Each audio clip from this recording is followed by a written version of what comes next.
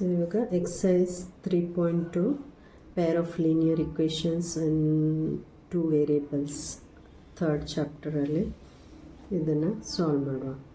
So ಈಗ first question ಏನು ಹೇಳ್ತಾ ಇದೆ, solve the following pair of linear equations by the substitution method ಅಂತ ಹೇಳಿದಾರಲ್ವ. ಸೊ ಇಲ್ಲಿ ಸಬ್ಸ್ಟಿಟ್ಯೂಷನ್ ಮೆಥಡ್ ಅಂದರೆ ಏನು ಅಂದರೆ ಅದರ ಬದಲಿಗೆ, ಸಬ್ಸ್ಟಿಟ್ಯೂಷನ್ ಅಂದ್ರೇನು, ಬದಲಿಗೆ ಹಾಕಿ, ಅದರ ಬದಲಿಗೆ ಇನ್ನೊಂದು ನಂಬರ್ ಹಾಕಿ ಅಂತ. ಸೊ ಅದು ಸಾಲ್ವ್ ಮಾಡುವಾಗ ನಾನು ನಿಮಗೆ ಹೇಳ್ತೇನೆ ಅದು ಯಾವ ಥರ ಸಾಲ್ವ್ ಮಾಡೋದು, ಅದು ಯಾವ ಥರ ಸಬ್ಸ್ಟಿಟ್ಯೂಟ್ ಆಗುತ್ತೆ ಅಂತ ಹೇಳ್ತೀನಿ. ಸೊ ಈಗ ಫಸ್ಟ್ ಕ್ವಶನ್ ಏನಿದೆ, x plus y is equal to 14, x minus y is equal to 4 ಅಂತ ಇದೆ ಅಲ್ವಾ. ಸೊ ಈಗ ಪ್ರಾಬ್ಲಮ್ಸ್. ಸೊ ಈಗ ಫಸ್ಟ್ ಪ್ರಾಬ್ಲಮಲ್ಲಿ first equation x plus y is equal to 14 first equation ಆಗಿ ತೊಗೊಳ್ಳುವ. Second x minus y is equal to 4 ಇದೆಯಲ್ಲ, ಅದನ್ನು ಸೆಕೆಂಡ್ ಇಕ್ವೇಷನ್ ಆಗಿ ತೊಗೊಳ್ಳುವ. ಅರ್ಥ ಆಯ್ತಾ? ಸೊ ಈಗ ನಾವು ನೆಕ್ಸ್ಟ್ ಸ್ಟೆಪ್ ಮಾಡುವ ಮೊದಲು ನೋಡ್ಕೋಬೇಕು ಇವೆರಡರಲ್ಲಿ ಯಾವುದು ಸಿಂಪ್ಲರ್ ಇದೆ, ಯಾವ ಸಿಂಪಲ್ ಇಕ್ವೇಷನ್ ಇದೆ ಅಂತ ನೋಡ್ಕೋಬೇಕು. ಸೊ ಈಗ ಇಲ್ಲಿ ಪ್ಲಸ್ ಇದೆ, ಇಲ್ಲಿ ಮೈನಸ್ ಇದೆ, ಇಲ್ಲಿ 14 ಇದೆ, ಇಲ್ಲಿ 4 ಇದೆ ಅಲ್ವಾ. ಸೊ 4 ಸಿಂಪಲ್ ನಂಬರ್ ಇದೆ ಅಲ್ವಾ. ಸೊ ಇದು ಸಿಂಪ್ಲರ್ ಇಕ್ವೇಷನ್ ಆಗುತ್ತೆ. X minus y is equal to 4 ಇದು ಸಿಂಪಲ್ ಇದೆ, ಅದು 14 ಇದೆ. ಆದಷ್ಟು ಕಮ್ಮಿ ನಂಬರಿಗೆ ತೊಗೊಳ್ಳಿ, ಸಬ್ಸ್ಟಿಟ್ಯೂಟ್ ಮಾಡುವಾಗ ನಿಮಗೆ ಈಸಿ ಆಗುತ್ತೆ. ಸೊ ಇಲ್ಲಿ ಈಗ ನಾವು ಸೆಕೆಂಡ್ ಇಕ್ವೇಷನನ್ನು ತೊಗೊಳ್ತೇವೆ, x minus y is equal to 4. ಆಮೇಲೆ ಇಲ್ಲಿ ಇನ್ನೊಂದಿದೆ, ಇಲ್ಲಿ ಎಕ್ಸ್ ತೊಗೊಳ್ಳುವಾಗ ಎಕ್ಸ್ ಈಸ್ ಈಕ್ವಲ್ ಟು ಇದು ಈಚೆ ಬಂದರೆ ಮೈನಸ್ ಆಗುತ್ತೆ, ಮೈನಸ್ ಇದ್ದಿದ್ದು ಈಚೆ ಬಂದರೆ ಪ್ಲಸ್ ಎಕ್ಸ್ ವ್ಯಾಲ್ಯೂ ಕಂಡುಹಿಡಿತೇವೆ ನಾವು. ಇಲ್ಲಿ ವೈ ವ್ಯಾಲ್ಯೂ ಅಲ್ಲ, ವೈ ವ್ಯಾಲ್ಯೂ ಕಂಡುಹಿಡಿದ್ರೆ ಇಲ್ಲಿ ಮೈನಸ್ ವೈ ಇರುತ್ತೆ, ಎಕ್ಸ್ ಆಚೆ ಹಾಕಿದರೆ ಮತ್ತು ಮೈನಸ್ ಆಗುತ್ತೆ. ಆದಷ್ಟು ಪ್ಲಸ್ಸಲ್ಲಿ ಇಟ್ಕೊಳ್ಳಿ, ಇಕ್ವೇಷನನ್ನು ಪ್ಲಸ್ಸಲ್ಲಿ ಇಟ್ಕೊಳ್ಳಿಕ್ಕೆ ನೋಡಿ. ಸೊ ಅದರಿಂದ ನಾವಿಲ್ಲಿ ಎಕ್ಸ್ ವ್ಯಾಲ್ಯೂಗೆ ಕಂಡುಹಿಡಿಲಿಕ್ಕೆ ನೋಡ್ತೇವೆ. ಸೊ ಅರ್ಥ ಆಯ್ತಾ? ಸೊ ಈ ಇಕ್ವೇಷನ್ ತೊಗೊಂಡಿದ್ದೀವಿ ಅಂತ ಹೇಳಿದೆ. ಸೊ ಈಗ from equation 2, so from this equation 2 ಈಗ ಸಬ್ಸ್ಟಿಟ್ಯೂಟ್ ಮಾಡೋದೀಗ ಇದರಲ್ಲೂ ಯಾವುದು x plus x is equal to ಈ ಇಕ್ವೇಷನನ್ನು ಸಬ್ಸ್ಟಿಟ್ಯೂಟ್ ಮಾಡಿ ಅಂತ ಹೇಳಿದ್ದೀನಲ್ವ. ಸೊ ಈಗ ಎಕ್ಸ್ ಇಸ್ ಈಕ್ವಲ್ ಟು ಇಲ್ಲೇನಾಗುತ್ತೆ, ಫಸ್ಟ್ ಇಕ್ವೇಷನನ್ನು ಸಬ್ಸ್ಟಿಟ್ಯೂಟ್ ಮಾಡಿದರೆ x is equal to minus 4 ಇದ್ದಿದ್ದು ಇಲ್ಲೇ ಇರುತ್ತೆ, ಮೈನಸ್ ವೈ ಇದ್ದಿದ್ದು ಈಚೆ ಬಂದರೆ ಪ್ಲಸ್ ವೈ ಆಗುತ್ತೆ. ಇದು ಥರ್ಡ್ ಇಕ್ವೇಷನ್ ಆಯಿತು. ಇದನ್ನು ಇಕ್ವೇಷನ್ ನಂಬರ್ 3 ಅಂತ ಬರ್ಕೊಳ್ಳಿ. ಸೊ ಈಗ ನಾನು ಹೇಳಿದ್ದೀನಿ, ಈ ಸೆಕೆಂಡ್ ಇಕ್ವೇಷನನ್ನು ಸಬ್ಸ್ಟಿಟ್ಯೂಟ್ ಮಾಡ್ಕೊಳ್ಳಿಕ್ಕೆ ತಗೊಳ್ಳುವ, ಅದನ್ನು ತಗೊಂಡು ಅದು ಎಕ್ಸ್ ವ್ಯಾಲ್ಯೂ ಕಂಡುಹಿಡೀರಿ ಅಂತ ಹೇಳಿದ್ದೀನಿ. ವೈ ಯಾಕೆ ಬೇಡ ಅಂದರೆ ಇಲ್ಲಿ ಮೈನಸ್ ಇರೋದ್ರಿಂದ ವೈ ಬೇಡ ಅಂತ ಹೇಳಿದ್ದೀನಿ. ಎಕ್ಸ್ ಪ್ಲಸ್ ಇದೆ, ಆದ್ದರಿಂದ ಆದಷ್ಟು ಸಿಂಪಲ್ ಯೂಸ್ ಮಾಡಿ.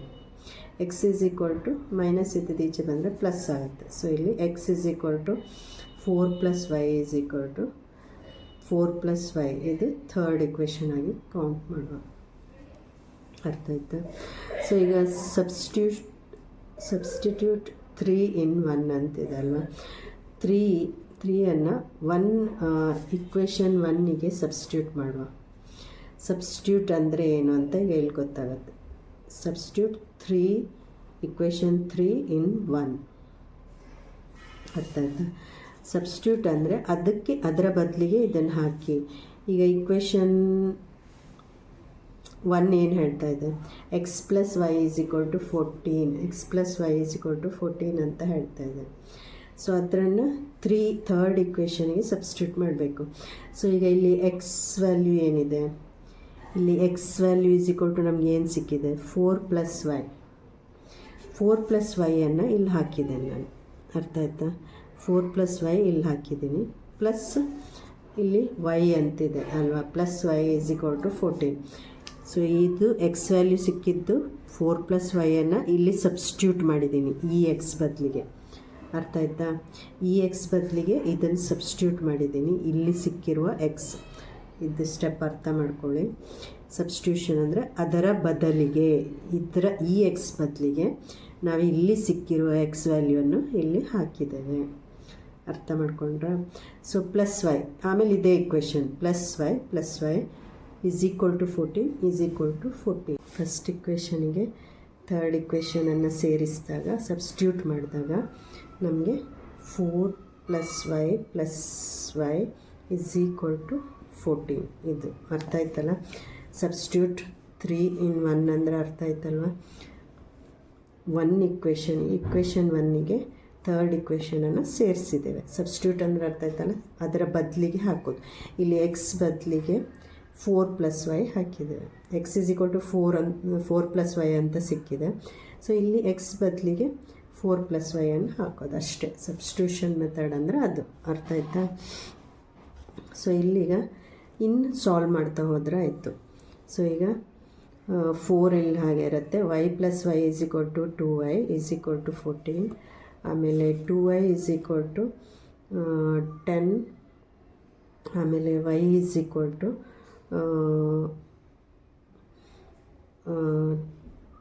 10/2 ಅಲ್ವಾ. 2 1s 2 5s 10. ಇದು ಡಿವೈಡ್ ಆಗುತ್ತೆ. ಮಲ್ಟಿಪ್ಲಿಕೇಶನ್ ಇದ್ದದ್ದು ಇಲ್ಲಿ ಕೆಳಗೆ ಬಂದರೆ ಡಿವೈಡ್ ಆಗುತ್ತೆ. 2 / 10 is 2 1s 2 5s 10. ಇದು ಗೊತ್ತಲ್ಲ. y is equal to 5. So ಈಗ y ವ್ಯಾಲ್ಯೂ ಸಿಕ್ತು 5 ಅಂತ. ಈಗ ನಮಗೆ ಎಕ್ಸ್ ವ್ಯಾಲ್ಯೂ ಬೇಕು ಅಲ್ವಾ.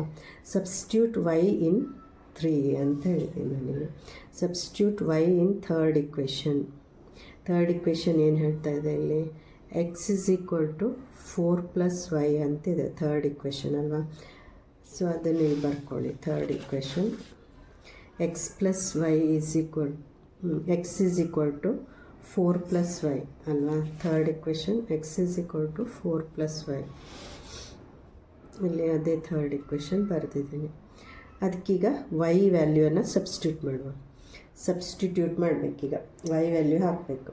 y ವ್ಯಾಲ್ಯೂ ಎಷ್ಟಿದೆ, y is equal to 5. X therefore X is equal to 4 + 5. x is equal to 9. 4 + 5 is 9 ಅಲ್ವಾ. ದೇರ್ಫೋರ್ ಈಗ ನಮಗೆ ಎಕ್ಸ್ ವ್ಯಾಲ್ಯೂನು ಸಿಕ್ತು. X is equal to 9, y is equal to 5. So ಅದರಿಂದ ಪ್ರಾಬ್ಲಮ್ ಸಾಲ್ವ್ ಆಯಿತು ಅಲ್ವಾ. ಬೈ ಸಬ್ಸ್ಟಿಟ್ಯೂಷನ್ ಮೆಥಡನ್ನು ನಾವು ಪ್ರಾಬ್ಲಮ್ ಸಾಲ್ವ್ ಮಾಡಿದ್ವಿ.